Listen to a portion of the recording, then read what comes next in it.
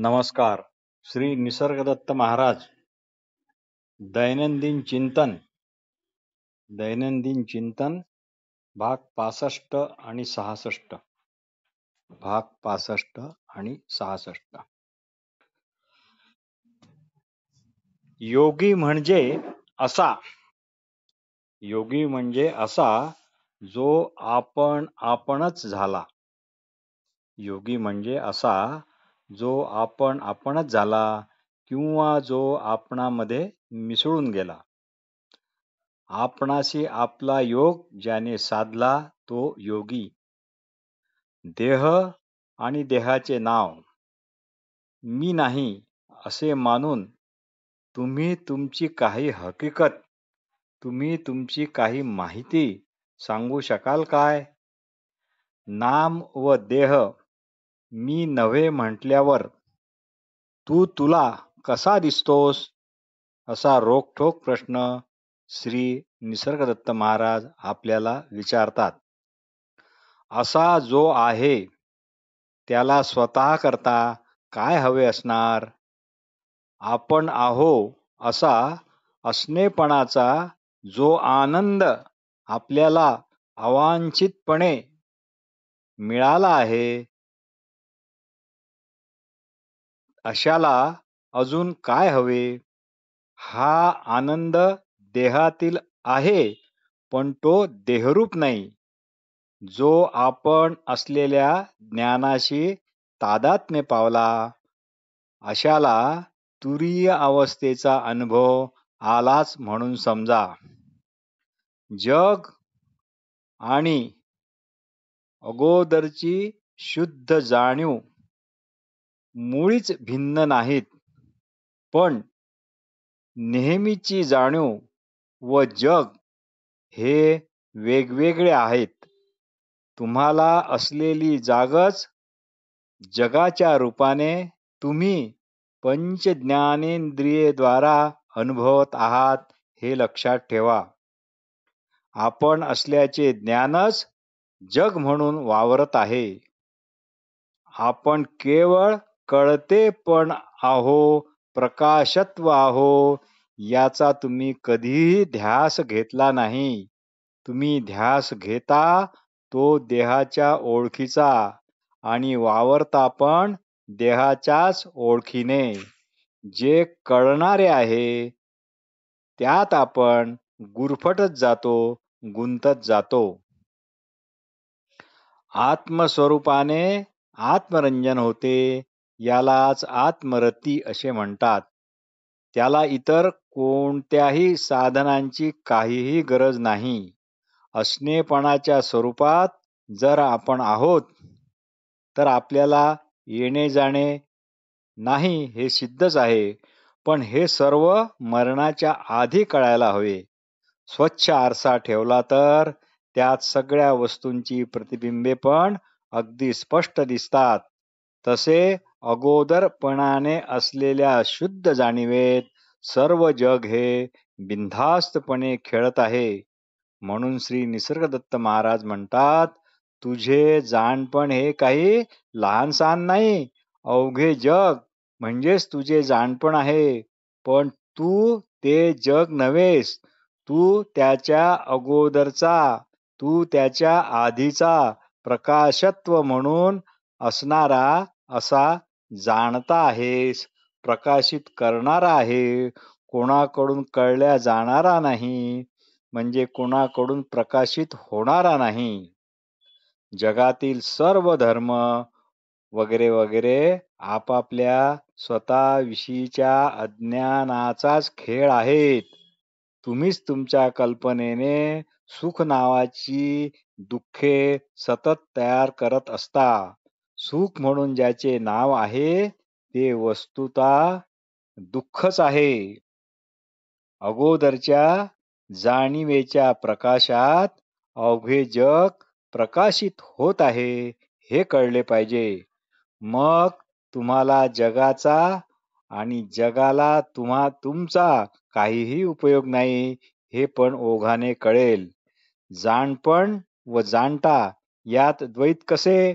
सूर्य आणि सूर्यप्रकाशात प्रकाशित होण्यात यात द्वैत कसे?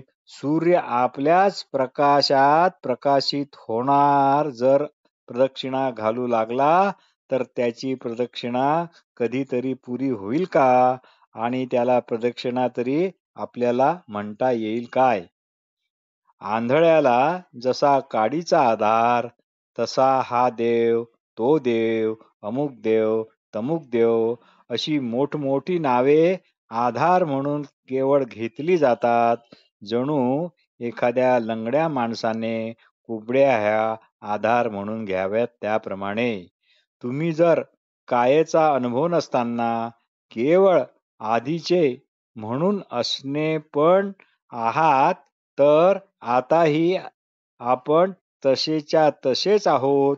न जन्म न मृत्यू म्हणजे न जन्मलेले न मरणारे. मग सुखी दुःख, हर्ष विषाद, भीती, चिंता, आप्त स्वकीय असे काहीही नाही. आकार रहित चैतन्य नित्य हजर तेच मी. या गुरुवचनांनी या सगळ्यांचा उलगडा होईल. कारण सद्गुरु वचन हे त्याचेच सनातन असे स्वरूप आहे. भाग 66. श्री निसर्गदत्त महाराज म्हणत, हे पहा, जे उत्तम असते ते उशिरा मिळते. अगोदर टरफले येतात, मग सार गर्भ बीज हाती येते.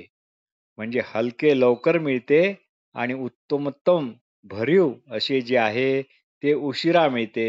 पण जे मिळते ते मात्र उत्तम मिळते. त्यावेळी आपले रूप काय असते?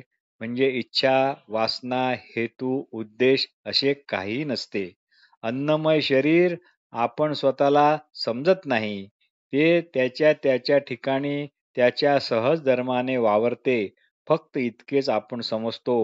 फक्त इतकेच आपण लक्षात ठेवतो. प्राण, मन, बुद्धी यांना स्वतंत्र आणि वेगळी अशी सत्ता नाही.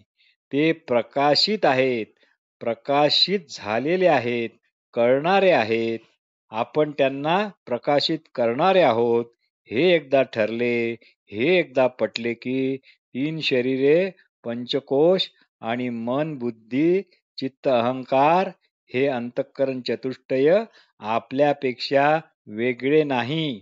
म्हणजे जोपर्यंत आपण त्यांना आहेत असे म्हणतो तोपर्यंतच ते आहेत. म्हणजेच काय? ते आपल्याच आधाराने आहेत. कागद आणि कागदावरील चित्र एकच. पडदा आणि पडद्यावरील चालू चित्रपट एकच. चित्र मिटले, पुसले तरी कागद कायम. प्रोजेक्टर बंद, चित्रपट गायब. व पडदा मात्र जसाच्या तसा. प्रेक्षक असो अथवा नसो, त्यावर उजेड असो की अंधार असो. कागद आणि चित्र वेगवेगळे कल्पनेने करणे हा आहे व्यतिरेक. व कल्पना न करता चित्र हाच कागद हे कळणे याला म्हणतात अन्वय.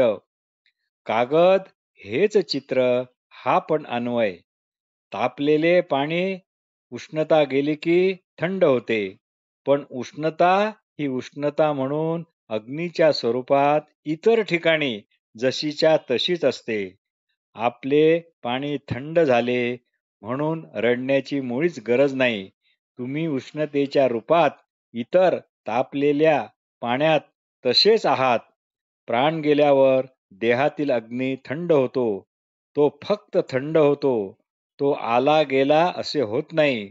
उष्णता उष्णता म्हणून सर्वीकडे आहेच आहे. आपण खाल्लेल्या अन्नाचा जो सर्वात उपयुक्त भाग तो म्हणजे आपले हे शरीर.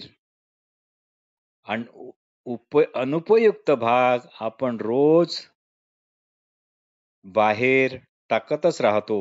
असो, कडकडीत पाणी हळूहळू उष्णता येणे बंद झाले की ते कडकडीत पाणी आपोआप थंड होत राहते. मग ते कितीही मोठ्या कढईत, कितीही मोठ्या चुलीवर तापवलेले असे असो, कडकडीत पाण्यातील अग्नीला किंवा उष्णतेला दिसेल असे काही रूप नाही. पाणी थंड झाल्यावर त्या उष्णतेचे काय झाले? तसेच कायेतील चैतन्य जे अगोदरचे असणे पण म्हणून आहे, त्याचे काय झाले? ते फक्त आता या कायेत नाही, पण दुसरीकडे मात्र ते जसेच्या तसे आहे. मग मेले ते काय? अशा या ज्ञानाची गरज फारच कमी माणसांना असते. म्हणून श्री निसर्गदत्त महाराज म्हणतात, हे इथे ऐकलेले लक्षात ठेवा. हे इथे ऐकलेले लक्षात ठेवा. न समजले तरी चालेल. म्हणजे ते अंतकाळी पण आठवत राहील असे वागणे मात्र तुम्ही आजपासूनच सुरू करा. मग तुम्ही क्षणोक्षणी याच वेळी याच क्षणी पाहाल मुक्तीचा सोहळा. अमुक वाजून अमुक मिनिटांनी या दिवशी जन्म झाला हा भ्रम आहे आणि अमुक वाजून अमुक मिनिटांनी मृत्यू झाला हा एक दुसरा महाभ्रम आहे.